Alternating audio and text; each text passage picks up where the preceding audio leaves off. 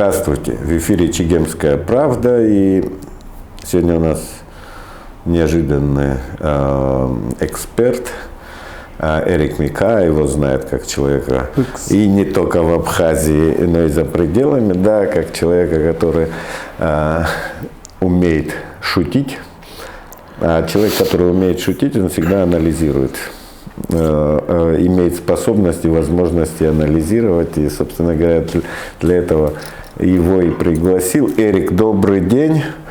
Привет. Эрик, ну, в силу того, что наша передача, она всегда посвящена каким-то актуальным проблемам, я начну вот с такого вечного, с одной стороны, с другой стороны, это проблема, которая вот в очередной раз была попытка ее разрешения. Там на прошлой неделе состоялся гражданский форум, который как бы ставил своей задачей выйти из того внутриполитического тупика, в котором наше общество оказалось, где есть такое вечное противостояние между двумя политическими силами, и эта борьба негативным образом отражается на развитии государства. Ну, собственно говоря, мне кажется, от того, что форум прошел, к сожалению, авось и ныне там будет. Как бы особо я не увидел, что есть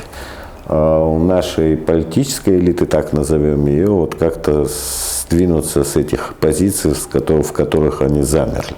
Вот как ты смотришь на эту проблему, и вообще есть ли какие-то возможности как-то весь этот всю эту выйти из этой тупиковой ситуации?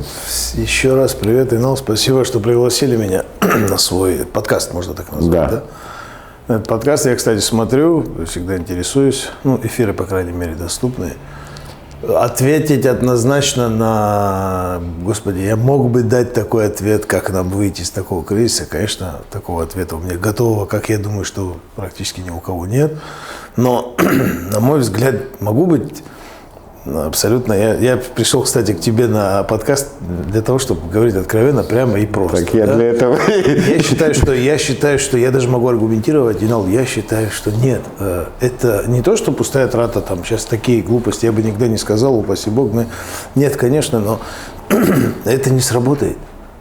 Это не сработает, я сразу скажу. Мы абхазцы, и мы абхазы, и мы... Лучше ты, я, Мизан, мы все лучше, чем кто-либо, как бы мы ни пытались перед собой не вступать в конфликт с совестью там, и судиться с собой там, вечерами и так далее, но мы знаем, что... А что, на этот форум, я уверен, что вот я не ходил так, не посещал прям активно, я уверен, что все стороны, которые должны быть вовлечены в, как это сказать, в консолидацию. Вообще, да, так должно быть, что все ждут этого события, да, хотят, потому что есть предложение, есть, возможно, это не критика, то есть мы не говорим сегодня условно на форуме, не говорим о следствиях, мы говорим о причине и как ее устранить. Также я понимаю, да, как, Инал, ты достаточно взрослый и умный человек, можно ли 2-3-дневным форумом взять и собрать то, что ломалось почти 18 лет? Я считаю, что это невозможно. Консолидация общества, это для меня звучит, если в масштабах Абхазии, Америки, так совсем немножко пофантазировать. Я же все-таки музыкант, художник, юморист, как вы меня представили. Я же могу пофантазировать, да, не уходя далеко от реальности. Это как вот единорог, как сами американцы, американская философия отношения один из моментов их философии гласит в шуточку так, что типа демократия это единорог. В смысле о нем знают абсолютно все, но никто никогда его не видел. И никто не может сказать, что я это видел. То есть для меня консолидация общества это в наших условиях создать какие-то поля, какие-то условия, где все по умолчанию могли бы, большинство, по крайней мере, вовлечься, начиная от качества жизни, соцпакета. А что вот сейчас, давайте будем откровенны, да, всегда есть ваши и наши, это нам всем надоело. А что, если и там была бы достаточно сытая жизнь в целом, информационно, бытовое, была бы прекрасная медицина, могли бы мы хвастаться, пригласили бы мы, взяли бы президенты, и все, буквально все они наши братья, дяди, друзья, товарищи, одноклассники, но тем не менее факт такой. Ну, когда все ломалось, никто просто, слова были, я помню, слова были, но никто этим не занимался, никто никому ничего не предлагал. И сейчас вот есть действующая власть, да, команда, делается форум. Я уверен, что та сторона другая, противостоящая на политической арене, она не с удовольствием придет и не будет пытаться там что-то доказывать. Это ментальный код. Если это было бы другое общество, но это, ну, в принципе, почему нет? Мы в кино это можем увидеть, где-то в истории, там, в хронологии прочитать.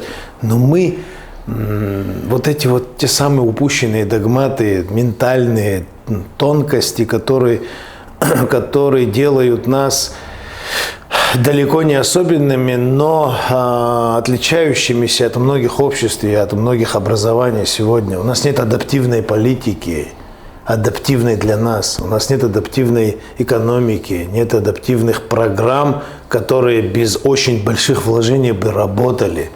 Нет медийной сферы, ты лучше меня это прекрасно понимаешь. Нет никакой популяризации правильной, где можно использовать тысячи разных рычагов для того, чтобы это сделать. Нет, мы на 3 дня собираемся на форуме. Я никого не критикую, я наблюдал, ну, как мог там на информационных полях. Ну, вот сейчас моя мать, мои сестры, мой брат буквально сегодня, вот вчера, никто не знает, о чем был форум. А почему они не знают? Они достаточно вовлечены в жизнь общества здесь, в столице, но они об этом не знают. А таких, как я и моя родня и друзья, очень их много, и много кто об этом не знает. Почему? Потому что это не так актуально, остро, и на это не надо было так отреагировать. Хорошо, но если вот так. Насчет актуальности говорю, ну, возможно, ты прав, возможно, это вот как бы интересует вот это внутриполитический междусобойчик, там определенную часть людей, которые там либо находятся во власти, либо стремятся к власти. Каким-то образом причастны, имеют какое-то отношение. Основная масса, она, конечно, как бы живет обычной жизнью, то есть от выборов к выборам, и в их жизни эти выборы абсолютно ничего не меняют, какой бы он ни был бы. Но при этом мы понимаем, что цель любой политической борьбы – это вот то есть какие-то задачи, которые ставятся перед этой властью, вот перед этим государством, перед обществом. Какие цели? Вот ты 18 лет сказал. Ну, 18 лет, отсчитывая, наверное, с того момента, как нас Россия признала. Плюс-минус, да. Как мы уже образовались. Но, вот, до этого я даже не берусь вообще. Ну, допустим, до войны у нас там были одни цели, там, во время войны там, выиграть эту войну, выстоять, да, после войны там вот эти экономические трудности были, там, блокада и так далее, там бы тоже как бы опять выжить. Потом мы хотели, чтобы нас признали, добивались признания. Наконец Россия нас признала. И потом вот какое-то успокоение наступило. Да. Но вот сейчас какие цели и задачи? Понятно, сейчас уже в этом как бы мире, который вошел в зону турбулентности, да, хаоса и турбулентности, да, говорить о том, что нас сейчас еще там сотня государств признает, и нас введут в ООН, да, примут в ООН, это как бы глупо. Но к чему мы должны стремиться, вот, государство наше, к чему? Куда нас должна приводить власть, да, там, что это должно быть? Интересный вопрос. Конкретики какой-нибудь ты слышал? Да. От какой-либо команды? Прям конкретики. Вот я, например, еще раз уверен, да, сейчас может каждый сказать, конечно, ты там не работал, там, типа, не сталкивался. Кстати, к слову о том, что какой уважающий себя в достаточно зрелом и здравом возрасте там, скажет, что я бы не справился с креслом руководителя страны, я удивлюсь, если кто-то скажет нет. То есть, абхазцев таких нет. Это примерно же нас определяет человек. То есть разные моменты, да, можно взвесить. Каждый абхазец готов стать президентом и знает, как это главное сделать. Да, вот что тут случилось? Мир стал многополярным, становится, по крайней мере, причем многогранным, очень стал меняться, очень в темпе. Резко и тревожно. Да, резко и тревожно. Что случилось? Мы решили, что мы, минуя двигателя внутреннего сгорания, парового двигателя, то есть с притчки, с разгона запрыгнуть в теслофон какой-то. Так не бывает. Невозможно так. Вот сейчас это то же самое, что взять и поместить ум 40-летнего мужчины, там условно, наоборот, например, в 15-летнего юноша. Не справится. Много есть о горе от ума и чем это все заканчивалось. Но это ладно. Допустим, нам пришлось как-то там лавировать, дрифтить и идти со временем. Но мы говорим, постоянно у нас идет политическое противостояние, всегда. И это забирает много, условно говоря, энергии, генерации. Наш, так назовем, реактор, который нам дает энергию, он же дает одинаковую энергию для того, чтобы мы справились. А тут мы это тратим как бы не по назначению, и получается на все остальное якобы, как будто бы у нас не хватает заряда. Прям ярко-курортным краем, процветающим стать, я считаю, что это долго объяснять, но я думаю, со мной согласятся, это невозможно. Прям вот на таком уровне. У нас есть прекрасные земли, у нас есть великолепная... Короче, одним словом, я хочу сказать, что несколько команд было там, начиная с Сергея Васильевича и так далее, и так далее. И разное было, мы свидетели того, как будто это вчера и позавчера происходило. Кто-нибудь пошел путем не то, что там, я обещаю, что наших несторонников я не уволю, такое тоже мы слышали, кто-то уволил, кто-то не уволил, тот, кто не уволил, пожалел, а следующий понял, что этот пожалел, и он уже всех уволил, то есть и чехарда не закончилась. Но никто, например, не сделал такую вещь, прям на ум сейчас приходит, условно говоря, прошло очень много лет, и в каком эстетическом состоянии наша хотя бы столица. Наш с тобой дом, мы знаем. Не позвали наших лимитчиков, извините за такое определение, ребят, которые по госзаказу, мы же чем-то платим. Многие граждане Абхазии, как я недавно понял, выяснил, не знают сути того, как по лимиту, это слово вообще что определяет, почему ребенка отправляют учиться в большой вуз куда-то там, в большой город. Оказывается, они не знают, что он должен... Но когда он отучится за счет своей страны, страна от него ждет каких-то дивидендов, какой-то благодарности обязательной, плюс какого-то бонуса, разумеется. Но это же логично, этой системе очень много лет.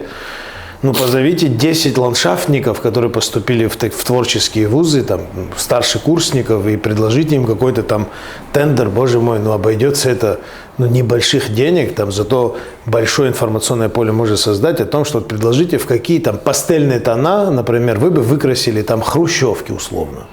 Или единственный спальный район, где в избирательном смысле это просто платиновый район, а все остальное время это новый район. Да. Мы понимаем, там я родился, вырос, моя мама там живет.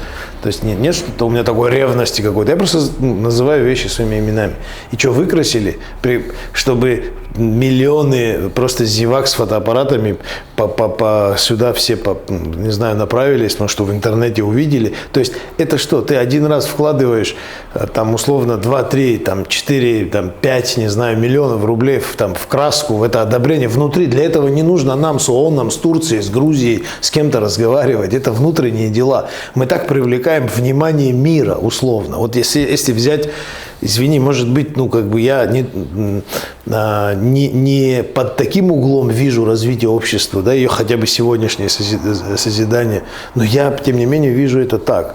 И взять и выкрасить в пастельные тона, в пастельные красивые тона, это же действительно будет красиво. Мы же живем без нескольких процентов тропиках живем. Все-таки пока все прекрасно, все, слава богу, хоть мы и недовольны. Или я не знаю, позвали, и дали возможность, во-первых, развиваться. И один раз ты вкладываешь какую-то сумму на все это, и энергию, денежные средства и так далее. Но это соразмерно, в моем понимании, как содержать 100 фокус-групп по 1,5 миллиона в месяц каждый. Фокус-группы, мы прекрасно понимаем, как эти люди работают.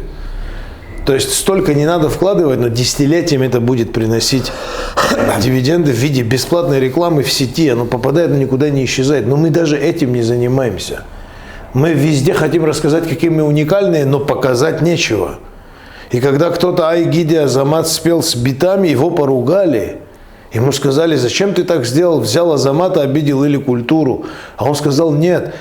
В таком виде его так уже не слушали, а мне хотелось, чтобы все заново послушали, я вдохнул новый виток жизни. И только потом не поверили, но смирились. Да, мы не открыты к новшествам, конечно, но мы и не предлагаем новшества. А у нас и людей немного, я тебе скажу. Ну, в том-то и дело. Маленькая нация. Но я вообще, это парадокс маленькой нации, когда у тебя нет-нет, появляются какие-то талантливые люди, и у нас всегда есть желание как-то не заметить их или задвинуть. Вот сейчас мы сидим в Дом-музее Даура Зонтаря. Я считаю, это гениальный писатель. Гениальный писатель, плохо оцененный при жизни и после смерти тоже как бы не очень понятый, я так думаю, многими. Но и при этом я почему говорю, при жизни его вообще не замечали, потому что сегодня не найдешь ни одного видеокадра у нас в том же абхазском телевидении, где Даур Зонтаря есть. Ну, то да, есть, кстати. Да, то есть человек, который, наш современник, да, то есть вот и телевидение, и чтобы его там не было, да. То есть это я вот говорю, потому что вот жаль, что вот как бы нужно, чтобы, наверное, человек, наверное, умер, и был либо его какой-то почитатель, фанатично преданный, который вот как Циза Гумба попыталась это организовать, вот этот музей. Это просто, знаешь, быстрее обесцениваться стало. Это один из тоже моментов трагичных, что и нас зацепило. Допустим, отмотай это назад немножко по-другому, в другое время выстрой, и это наверняка общество реагировало бы на потерю таких людей, как Зонтаря и так далее, по-другому. Я что хочу сказать, сейчас, к большому моему сожалению, я человек, кстати, очень оптимистичный и вообще очень светлый по натуре своей, никогда не унываю, но есть вещи, с которыми я не могу спорить, они как бы очевидны для меня. И я считаю, что вот это даже как будто бы кому-то, каким-то, наверное, сообществом у нас, среди нас, не очень удобно и комфортно, что мы олдскульные, да, держимся за какие-то символы, за какую-то там серьезную память, и чтобы это имело такую пролонгацию некую свою, понимаешь? То есть, чем быстрее оно будет терять свою актуальность и заканчиваться, и подзабываться, то есть там комфортнее. По разным, не по ряду, а по разным там причинам это может происходить наверняка, но это происходит. Плюс, все-таки мы же прекрасно понимаем, что там мы говорим о чем угодно, начинаем, сейчас какие-то даже раздутые какие-то там вот эти вот сплетни, что там где-то пророссийские, потом антироссийские, это такие вещи, конечно, к сожалению, они не должны происходить, вообще не должны происходить. Когда многие из моих, все знают, мои друзья, товарищи, с кем я вырос в этом городе, и знал, что я не играю, не пытаюсь быть там, разбираться в политике, в большой уж тем более. Это такая арифметика сложная, что там черт ногу сломает, во-первых, для меня, во-вторых, в этом немножечко понимают единицы людей в мире по-настоящему, которых не слышно. И почему я эту тему затрагиваю? Потому что я считаю, что вот когда начинаются вот эти какие-то сложные сравнения о том, что если бы, кабы, дабы, в обществе, да, не в простых посредственных кругах, я говорю, я, например, так вижу просто. Ребят, представьте себе огромного кита, по гольфстриму идет, по направлению как надо. И рядышком с ней может там какой-нибудь беспорядок происходить совсем там близко к ее бортам. Нет, идет и идет. Под ней договоренный, рукоположенный такой хищник, классный, крутой, маленький тунец. Тоже идет по гольфстриму. Он идет под этим китом, у него там безопасно, все хорошо, он сам хищник, он может поохотиться и вернуться, но все окей. Он там вычищает, условно, какие-то там ракушки, что-то о чем-то предупреждает рядом и так далее, но стоит этому, условно, да, этому тунцу развернуться диаметрально и сказать: послушай меня теперь, я буду разговаривать, а ты слушай. Кит так медленно ротик откроет, этот говорящий туда войдет, он там закроется, и все, больше ничего происходить не будет. Я не говорю, что это кто-то должен такого бояться. Я говорю о том, что сегодня противостояние двух частей шарика буквально происходит, и мы не можем понять, что мы должны заниматься собой. Потому что у нас другого выбора нет, на мой взгляд. Собой внутри, здесь. не форумами выступая и рассказывая о том, как печально все устроено и как было бы хорошо, извиняюсь, я не критикую, честно, вот сделать вот так, а взять и сделать. А как сделать, вот, ну как сделать? Как? Вот такими, опять сейчас могу остаться непонятым, вот такими, ну вот, я не знаю, допустим, информационное поле заполнено какими-то событиями в стране и так далее. Ну, простой человек ничего не почувствовал, он ничего не понял. Село осталось селом. Ни одна команда никогда, ну, которая пришла к власти, не взяла, допустим, приоритетной, вот взять и большую программу республиканскую, примерно, ну, здесь много ума не надо, там, условно, сделать все вот ближайшие 2-3 года, убились Роспотребнадзором конкретно решать, извиняюсь, ребята, вот так просто выскажусь, открыть хорошие вот такие вот прям вот, ну, коридоры для продовольственных товаров, при том, что собрать наших всех сельчан, фермеров и сказать, вот, мы у вас гарантированно закупаем вот такой, условно, объем вот этого, Продукция. да, мы у вас официально, как надо по белому, помогаем посеять, засеять, все делаем, то есть мы все посчитали, у нас, ну да, программа, можно сказать, старая, но она рабочая, она здесь работала, чтобы покупать у своих граждан, и потом, ну, с разницей, разумеется, это все реализовать в соседние, там, самых соседям, отвечать за качество и так далее. Это повысит уровень жизни внутри. Почему? Потому что в село вернется жизнь. Там школы будут. Это быстро вернется не огромными вложениями. Но нет, мы этим не занимаемся. Я как-то сказал в эфире, я там вечно для кого-то лишнее говорю, у себя на канале сказал, я говорю, если мы дошли до того, что с нашими реально детьми никто не имеет времени, к сожалению, работать нормально, как надо, для того, чтобы у нас не было к ним претензий через 10-15 лет, а это так происходит, то давайте, может, как волонтеры поедем, хотя бы лица, которые, извините, в медийном смысле продаются, там, привлекают внимание, мы поедем по всем школам сельским, будем семинары читать о мотивации старшеклассникам, о выборе цели, о взаимоотношениях, то есть дадим хотя бы почувствовать, что о них кто-то вспоминает и думает, что они не так отчуждены от нас. Я имею в виду, кто, ну, в городах живет. То есть это тоже своего рода консолидация, разве нет?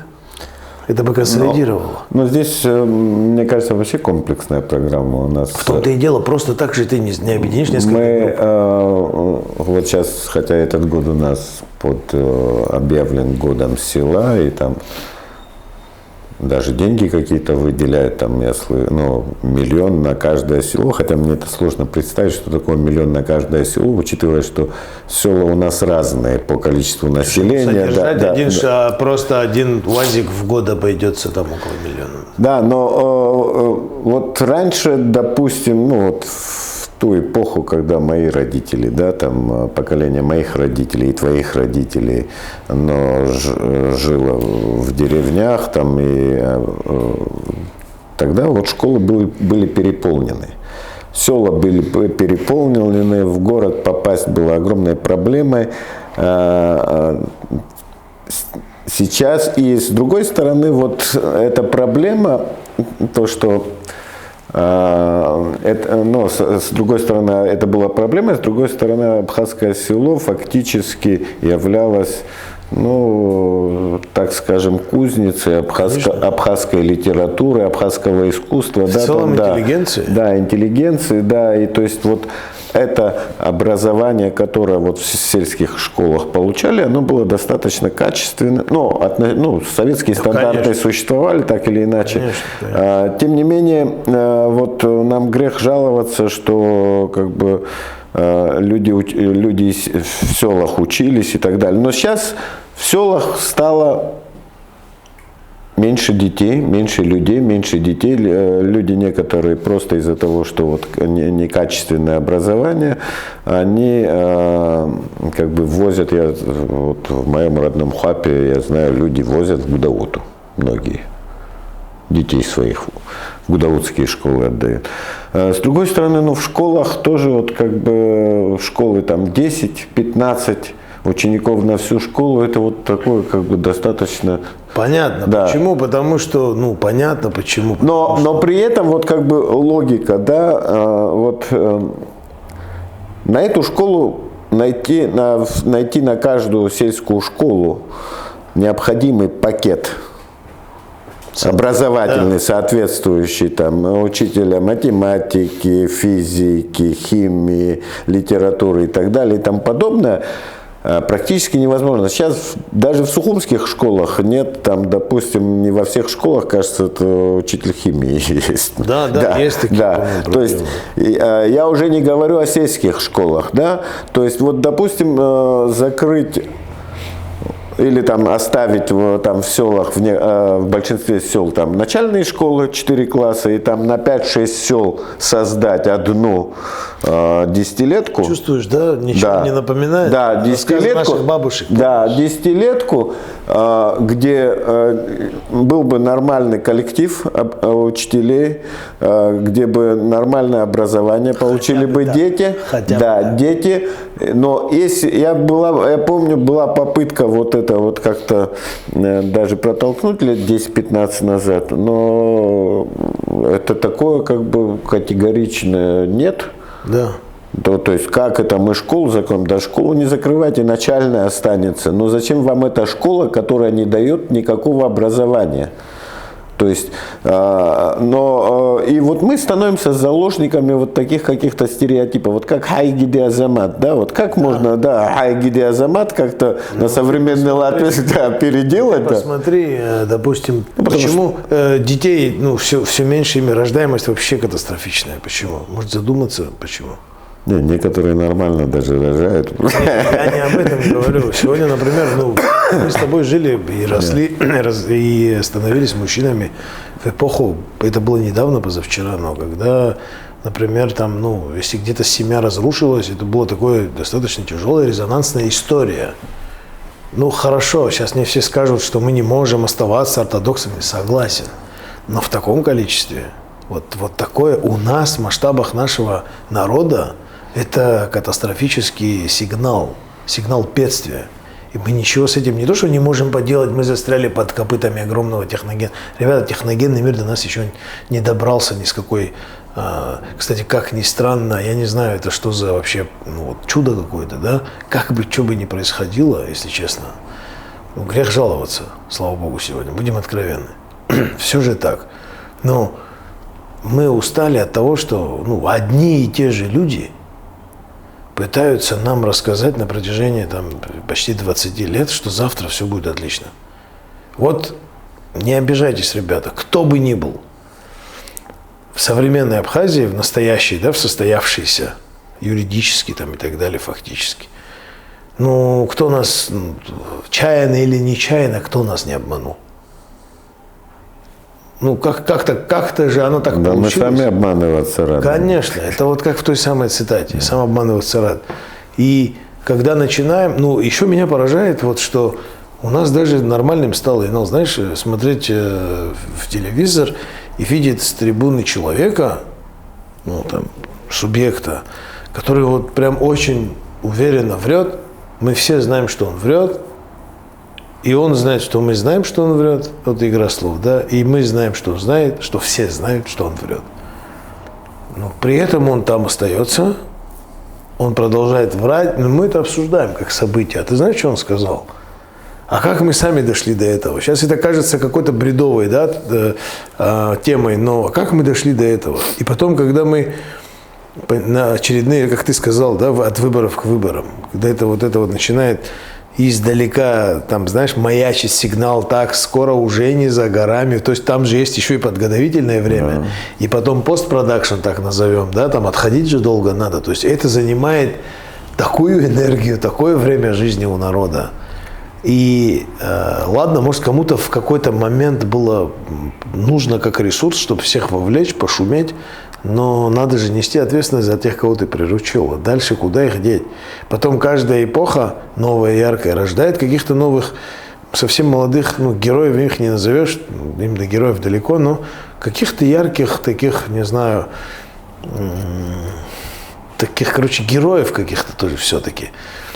Они такие шумные, такие яркие, такие вот все знающие, идут, и потом бах-бах-бах, 5 лет прошло, там, ну, в лучшем случае 5 лет, потом эта команда съезжает за партой оппозиции, занимает места, это самое, когда та команда сюда каким-то образом вернулась, и потом вот эти новые герои, им же тоже уже нужно где-то встроиться в системе, а там уже давно переполнено вот такими эпохальными рождениями, понимаешь?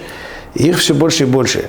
А я почему о них говорю? Это люди, которых рождает кризисная, неправильно, искаженно кризисная такая ситуация, и потом они никак не могут быть 9 из 10 из них в большинстве своем эффективными, встроенными в эту систему, которые приносили бы какое-то КПД. Но не могут они физически, это логично. Это как 2 × 2 инал. Ну, с другой стороны, я вот хотел бы все-таки немного поспорить. Почему? Сейчас, вот ты говоришь героев. Ну, не знаю, мне кажется, сейчас совершенно абсолютно не время героев.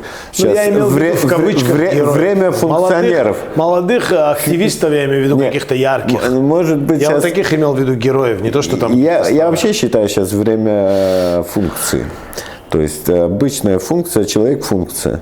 Да, то есть это вот без разницы, кто ты, как ты главное вот винтик в какой-то политической игре, инструмент или там, я не знаю, если там выборы депутата, это депутат-автомат, куда вот закинул монетку, она проголосовала как правильная, или там министр как бы...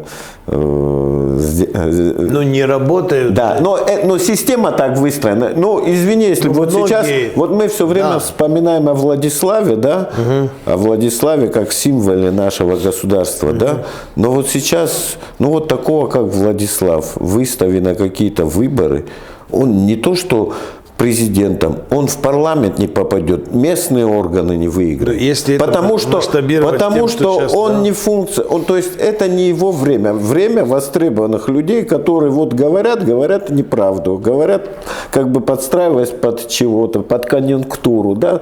То есть это время конъюнктурщиков, мне кажется, да. Но когда государство находится вот в такой ситуации, оно себе не может позволить все время конъюнктурить. Потому что ты уже не понимаешь, в общем-то, ради чего, собственно говоря, ты пришел, ну, куда эта страна идет. Ты понимаешь, вот, смысл, да, смысл, да, смазывается. Поэтому, мне кажется, вот это абсолютно время, не время героев, это вот время вот такой функции, которая, ну, рано или поздно это, вот, знаешь, это все как бы идет по спирали, да, то есть сейчас это время героев прошло, функция, потом, наверное, опять наступит время героев, но учитывая, что наша страна маленькая, да, наш ресурс маленький, да, то есть может просто этого времени нам не хватить, да, то есть пережить эту функцию. Я все равно убежден, что никак не исключая ни в коем случае основные функциональные, да, такие направления, разумеется, в выстраивании, пускай самые крохотные, но государственного образования. Основные есть направления, жизненно важные. Кто их оспаривает, мы туда даже не лезем, потому что нам там делать нечего. Я имею в виду там какое-то важное стратегическое профилированное направление, которое очень серьезно поддерживает венозную систему самого государства и самой машины. Нет, но неужели, давай немножко вот так поностальгируем. Можно же было догадаться еще в нулевых, когда вот там перед признанием, после признания, хорошо, год-два вот эта эйфория прошла, но почему хоть как-то наше общество не догадалось начать молча, с улыбкой создавать под собой мощную армию специалистов, среднетехнических специальностей и высших. То есть разграничить, вот это дайте мне сказать, прошу вас. Я, конечно, как педагог, наверное, в АГУ защитился, не самым лучшим, как методист, методика преподавания и так далее. Это была моя дипломная работа, это самое мое первое образование. Меня, наверное, услышат, посмеются. То есть, сейчас мне краснеть перед вами, разумеется, незачем, но... Ты сейчас к преподавателям университета углублялся. обращаешься. Они же просто подписаны, я знаю, мои все преподы. Я очень люблю АГУ, и там большинство преподов до сих пор мы общаемся, дружим. И именно по методике, я, конечно, в этом не силен, но есть такая логическая, фундаментальная такая история о том, что кадры нормально сегментированы, такой уровень, пласт кадров которых бы ты, да, там туризм развиваешь, инвестпрограммы, все круто, кто-то приезжает, уезжает, происходит вот эта вот ленинщина, да, яркая, с детьми, с гвоздиками, она сейчас тоже происходит. Вот эти вот, ну, под солнышками ходим там с детьми, все, ну, да, может, это и картинка, она, конечно, хороша, но это не кормит простого человека, сельчанина, это не вспашет ему она землю, понимаешь, это не вылечит ему этот гумулус, этот испорченный нитратами советских времен, это в разделываемую землю, и плюс он не мотивирован, у него никто ничего, ну, короче, ничего нет. Молодые семьи никто их, грубо говоря, не подкидывает быть вместе, там, родить одного, двоих, троих. Не то, что помощь. Они же не ждут помощи. Они хотя бы хотят гарантии, что если они будут родителями, еще раз, что ничего страшного не произойдет, чтобы им не пришлось сожалеть о том, что они создали под собой столько жизней. То есть я вот так это скажу. Но даже я этого боюсь. Это так. У меня нет не то, что гарантий, даже надежды нет на то, что это может быть не так через 7-10 лет, потому что, на мой взгляд, в собственной перспективе у нас и 10 лет нету. Именно как я не говорю, как что мы там после 10 лет там ляжем, у нас экран выключится. Нет, конечно. В собственной перспективе, как один из древнейших, да, культур, как, я не знаю, как народ, как вот мы же идентифицируемся очень непросто. Вот так у нас нет перспективы. Почему? Потому что сегодня мы с тобой спокойно воспринимаем рекламу, когда листаем Инстаграм, Инал, дружище, курсы абхазского разговорного для взрослых. Господи, если бы я это услышал 15 лет назад, меня в дурку, по-моему, закрыли бы от того, что я с ума сошел бы, наверное. Я бы не поверил, что это даже юмор. Понимаешь? Ну, крохотная страна, в которой не то что в делопроизводстве, уже в обиходе родного языка нету. Ну, я не знаю, я в сказки долго верил, Инал, но я уже давно повзрослел, я перестал в них верить, потому что, нет сказок, есть реальность. Есть мы, все мы здесь, и есть реальность. Как бы мы от нее не отворачивались, мы настолько взаимосвязаны, настолько переплетены такими мицелиями, словно это капиллярная структура какого-то там органа, одного важного, который пульсирует постоянно. И как бы ты нас не разорвал, эти черные дыры, они долго не остаются черными, они все равно переплетаются через кого-то. Это особенность вот этой, селекции народов здесь, на юге, где мы старше, где мы древнее, где мы более и более и более богаты в событийности.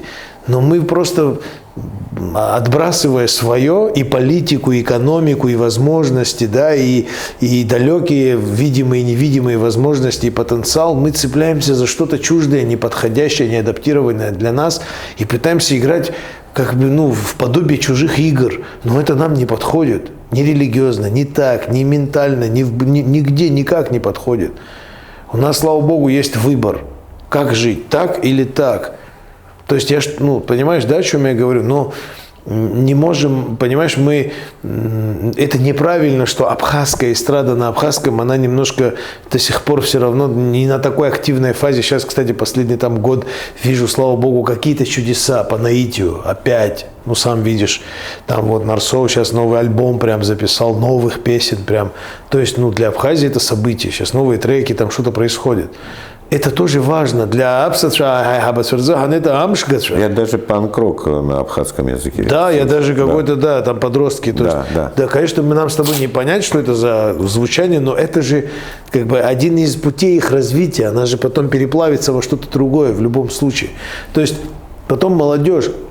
Они не привстанут, есть такие моменты, сигналы тревожные, но я за них заступаюсь у себя на канале, я искренне заступаюсь. Я говорю, ребята, мы ими не занимались эти 15-17 лет, нам не до них было. Правильно это или нет, Инал, мы конкретно ими не занимались. Мы занимались выжить, чтобы у них было все необходимое. А не то, что мы копались в их мышлении, формировали их как ячеек нашего общества. У нас не было на это времени. У нас уже создались такие, не у всех, но такие условия жизни, что нам полностью пришлось всю свою энергию отдать другому. То есть там тоже успеха не добились, этих тоже упустили. И тут мы говорим, а что это почему ты не кладешься? Я князь Хохвари, помнишь? Кто ты? Но, знаешь, мне кажется, все-таки это не от того, что у нас внимания не было. Наверное, мы просто показали, какие ценности могут быть. То есть, Да. если ценность вот любыми путями чего-то нажить, там, всеми правдами и неправдами, и, допустим, тоже, там, я не знаю, если ты пошел на госслужбу, то это вот тебя вот как бы источник твоих доходов, ну, в смысле не той зарплаты, а вот инструмент, через который ты сможешь разбогатеть, да, условно говоря. Вообще, да. То есть мы, Что, разве не так? мы внесли другие, наверное, как бы ориентиры, ценности, то есть более такой как бы потребительский путь и в воспитании мы внесли, и, наверное, вот как бы сейчас пожинаем эти. Но с другой стороны, мы говорим все время, что мы маленький народ, нам эта независимость нужна для того, чтобы самосохраниться. Да, конечно, логично, Да, в принципе. да, чтобы самосохраниться, да. Но что как бы не самоцель, как бы мы живем не для государства, нам нужно не для того, чтобы там оптимально там кушать, пить, одеваться красиво. Но если мы так говорим, почему тогда мы, собственно говоря, вот забываем, ради чего мы говорим о том, что нам абхазское государство нужно, чтобы как бы это единственная возможность самосохраниться абхазскому этносу. Ну, слушайте, если абхазский этнос только так говорит, а при этом как бы живет совершенно по другим правилам, и у него другие устремления, тогда почему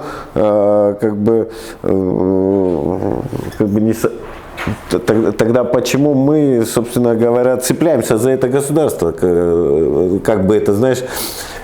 Не, логичный вопрос, да. Абсолютно логичный, который не часто звучит. Грубо не звучало бы. Да, но он абсолютно верно, логично. Но все-таки, на мой взгляд, знаешь, вот этим таким большим куполом все вот эти необходимые, вот эти все вот направления накрыть в хорошем смысле слова, как бас-гитара в музыке, знаешь, вот основой должна быть идея.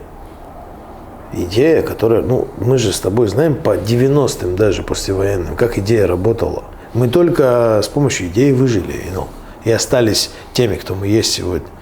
Мы пока как-то, все равно наше поколение вот того времени, мы пока как-то тащим, идем, еще пока держимся.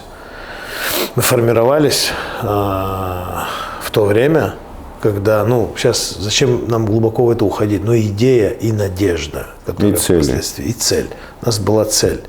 При этом к этой цели нас вела общая идея и вера в то, что наша идея, она верна, она нужна, она правильная. Я говорю, масхашпацари, помнишь, как было, условно говоря, как это, утро вечера мудренее, подождите. Но сегодня нуждающемуся человеку, в социальном в таком понимании, аз-захашпацари уже не работает. Он окружен таким количеством информации, что он никак не определится на самом деле верить. То есть такой поток информации нам доступен всем, но никто даже ради идеи вот этой доступностью системно в наглую не воспользовался, чтобы это в правильном русле для нас, для народа использовать. Согласен? А это такая возможность, это четвертая ветвь власти, я вам просто говорю, вот прям точно знаю, что это так, вот я чувствую, это реально так. Причем она самая эффективная сегодня, потому что мы воспринимаем через сенсоры уже мир. Правду, неправду, добро и зло, и согласись, мы через панели, какие-то поверхности уже воспринимаем мир целиком. Но раз такие условия, надо же, наверное, раз так, то надо это как-то этим, поуправлять. Воспользоваться, да, конечно, даже самое прекрасное там чудо, волшебное какое-то там, не знаю, капля удобрения, так скажем, да, какое-то сакральное, такое, если высказаться сказочно, какой-то суперэликсир в плохих руках может натворить дел столько же, сколько в хороших руках. То есть это в зависимости от того, где это все применяется. Конечно, это понятно, но елки-палки, нас не 1,5, не 2 миллиона, и не 10, и не 50. Но мы заканчиваемся, ребята, уже. Но это действительно, я еще раз подчеркиваю, в условиях нашей малочисленности мы не можем рождать технологии. создавать технологии. Но вот в плане того, как использовать чужие технологии, условно говоря, цивилизации, от того, как ты в своем развитии, в развитии своего общества, своего государства начинаешь использовать эти технологии, говорит о том, по какому ты пути развития идешь. Может, рано или поздно ты выйдешь на тот уровень, когда, возможно, ты сам будешь создавать технологии. Но когда ты подходишь к технологиям исключительно, как мне вот как бы вкусно поесть и хорошо поспать, то, собственно говоря, на этом, наверное, все и заканчивается. То есть, да. И я все-таки буду, наверное, завершать нашу передачу. Эрик, большое спасибо. У нас такой философский разговор был, да, чего же мы, собственно говоря, хотим. Наша маленькая Абхазия, в условиях нашей маленькой Абхазии, чего же мы хотим и к чему стремимся. И этот вечный вопрос, который для нас стал как-то неразрешим, мы попытались сегодня обговорить. Будем прощаться. Эрик, большое спасибо. У нас в гостях был Эрик Микха. Спасибо. До новых встреч.